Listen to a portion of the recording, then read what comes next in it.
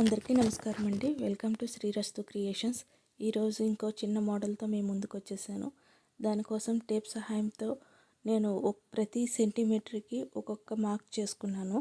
ఇలాంటి మార్కర్స్ మనకి మార్కెట్లో చాలా అవైలబుల్ ఉన్నాయండి. సో ప్రతి 1 సెంటీమీటర్కి ఒక్కొక్క మార్క్ చేసుకుంటూ వెళ్ళాను. సో దాని తర్వాత ఏం చేస్తానంటే 6 టైమ్స్ థ్రెడ్తో మీకు వర్క్ స్టార్ట్ చేయడం చూపిస్తాను. 11 నెంబర్ నీడిల్తో స్టార్ట్ చేశానండి. సో 6 టైమ్స్ థ్రెడ్ వేసుకున్నాను కదా, దాన్ని ముందుగా శారీకి లాక్ చేసుకున్నాను. లాక్ చేసుకున్న తర్వాత దాని సైడే మళ్ళీ ఇంకొక లాక్ చేసుకున్నాను అనమాట. సో సైడ్ లాక్ చేసుకున్న తర్వాత ఇప్పుడు 2 చైన్స్ వేసాను. 2 చైన్స్ వేసిన తర్వాత డబల్ క్రోచెట్ వర్క్ దాని సైడే వేసాను. సేమ్ అంటే ఇందాక మనం 2 చైన్స్ శారీకి లాక్ చేసుకున్నాం కదా, దాని పక్కనే డబల్ క్రోచెట్ వర్క్ చేశాను. దాని తర్వాత మళ్ళీ దాని సైడే అంటే పక్కనే డబల్ క్రోచెట్ వర్క్స్ పక్కనే చేశాను అనమాట. ఎన్నిసార్లు అంటే 5 టైమ్స్. 5 టైమ్స్ వేసుకోవటం వల్ల నాకు 1 సెంటీమీటర్ గ్యాప్ అన్నది ఫిలప్ అయిపోతుంది అనమాట. అంటే ఇందాక మనం మార్క్ చేసి పెట్టుకున్నాం కదా, దాంట్లో 1 సెంటీమీటర్ గ్యాప్ నాకు 5 డబుల్ క్రోషెట్స్ వేసుకునేసరికి అయిపోతుంది. అది అయ్యాక ఒక 3 చైన్స్ వేసుకున్నాను. 1 2 3 చైన్స్ వేసుకున్న తర్వాత మెజర్ చేసుకుంటే ఇంకొక సెంటీమీటర్ ఎగ్జాక్ట్ వస్తుందండి. సో ఆ తర్వాత కూడా మళ్ళీ డబల్ క్రోషెట్ చైన్ వేసుకున్నాను.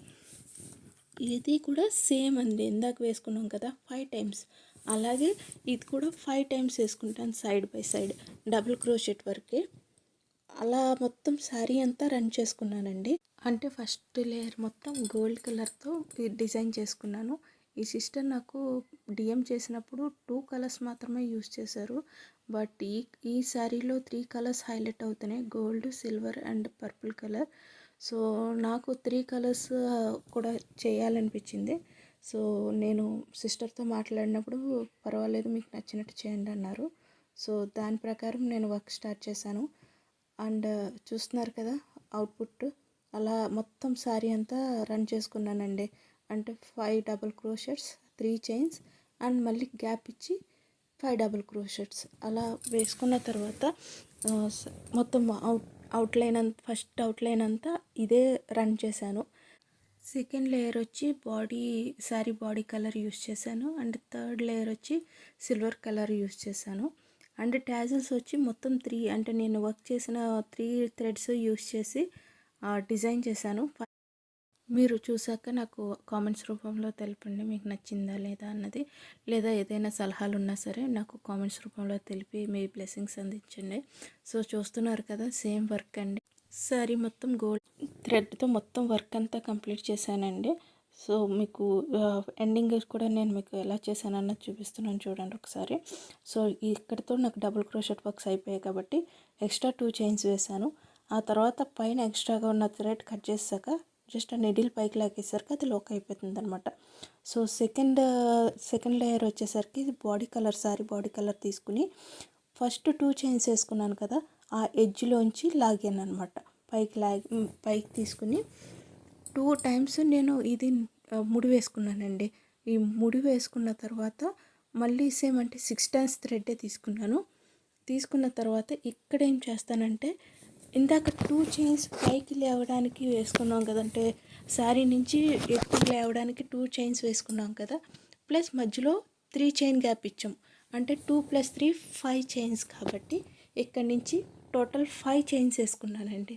అంటే ఎల్ షేప్ వస్తుంది, ఇంకొక లేయర్ యాడ్ చేస్తున్నప్పుడు ఎల్ షేప్ రావడానికి టోటల్ 5 చైన్స్ వేసుకున్న తర్వాత కింద వచ్చిన గ్యాప్ ఉంది కదా 3 చైన్ గ్యాప్, దాంట్లోకి డబుల్ క్రోచెట్ వర్క్ చేశాను. మీకు చూస్తేనే అర్థమైపోతుంది.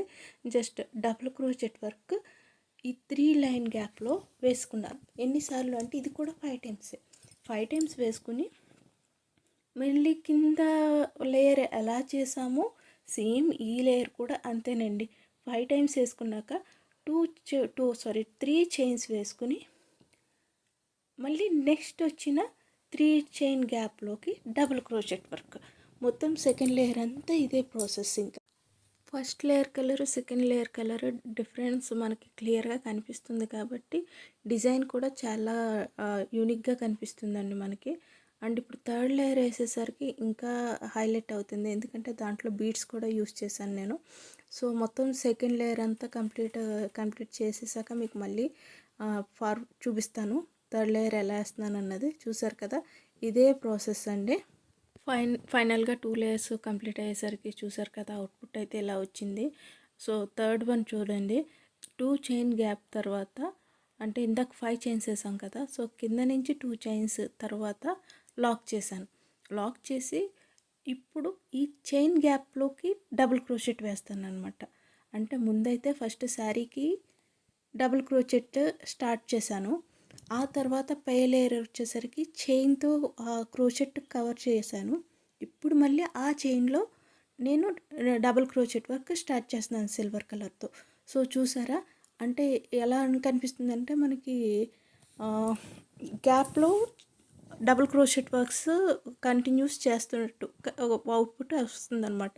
సో మళ్ళీ 3 చైన్స్ వేసిన తర్వాత ఇప్పుడు డబుల్ క్రోచెట్ చేశాను. సో ఈ లాస్ట్ లేయర్కి వచ్చేసరికి చైన్ గ్యాప్ ఎందుకు ఇచ్చానంటే టాజిల్ వేయడానికి. టాజిల్ వేసిన తర్వాత ఇప్పుడు ఈ 5 టైమ్స్ డబుల్ క్రోచెట్ అయ్యాక నేను ఈ బీడ్ అన్నది ఎక్కించుకుంటాను అనమాట. బీడ్ వేసేసరికి మనకి చూడండి ఇలా అవుట్పుట్ ఇలా కనిపిస్తుంది.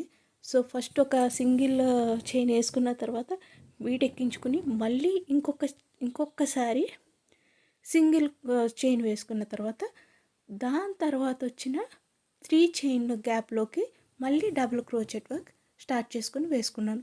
ఇలా ఒక టాజిల్ వేసుకోవడానికి ఒకటి, అండ్ దాని తర్వాత వచ్చిన దానికి బీడ్, అలా మొత్తం థర్డ్ లేయర్ అంతా కంప్లీట్ చేశాను. ఫస్ట్ 2 లేయర్స్ ఏ బీడ్స్ యూస్ చేయలేదు, థర్డ్ లైన్లో యూస్ చేశాను. సో ఈ వర్క్ అయితే మీకు నచ్చినట్టే అనుకుంటున్నాను. నచ్చితే కనుక ఒక లైక్ చేయండి, మీ విలువైన సలహాలని సూచనల్ని కామెంట్ రూపంలో తెలపండి, అండ్ నన్ను సపోర్ట్ చేస్తూ సబ్స్క్రైబ్ చేసుకోండి. అవుట్పుట్ చూసారు కదా, టాజిల్స్ అయితే నేను ఇలా 3 కలర్స్ కూడా యాడ్ చేసుకున్నాను, gold, silver and body colour. Thank you.